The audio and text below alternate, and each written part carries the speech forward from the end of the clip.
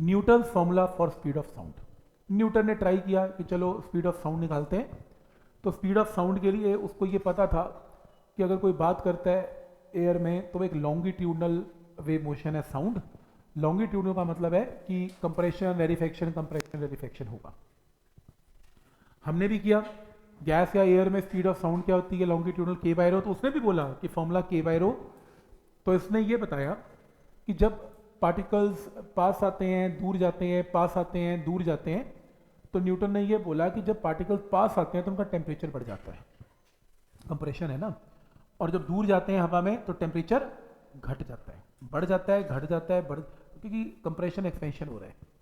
लेकिन न्यूटन ने कहा क्योंकि सब कुछ ओपन एनवायरनमेंट में हो रहा है, कोई सिलेंडर थोड़ी ना है कि कंप्रेस कर दिया, ओपन है, यहाँ पे हो रही है। तो अगर कोई टेम्परेचर पार्टिकल का बढ़ भी जाता है तो एनवायरनमेंट में हीट लूज हो जाती है, क्योंकि एनवायरनमेंट का ही पार्ट है, और टेम्परेचर कांस्टेंट हो जाता है।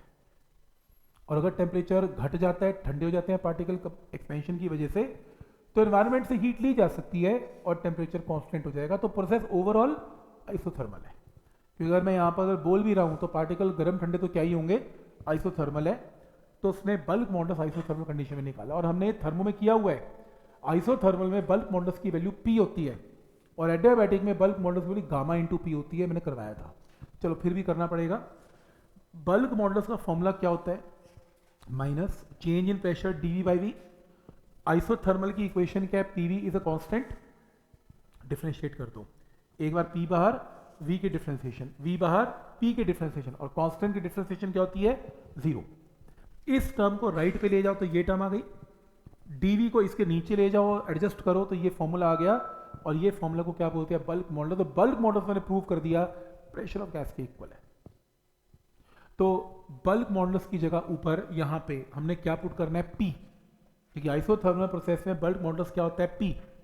अब एटमॉस्फेरिक प्रेशर उसको पता था 76 सेंटीमीटर मरकरी कॉलम, तो 76 into density of mercury into G, और डेंसिटी भी एयर की उसको पता थी, उसने वैल्यू पुट की, आंसर आया। पर आंसर क्या आया, इनकरेक्ट आया, 200 से आंसर नहीं था। कुछ इसने गलती की, और वो गलती किसने ठीक की, अलग साइंटिस्ट ने, जिसका नाम क्या है, लैपलेस। तो हम क्या करने जा रहे हैं, लैपलेस करेक्शन। बहुत इंपॉर्टेंट है, आपके स्कूल एग्जाम में ये आने वाली है, डिस्कस लैपलेस करेक्शन।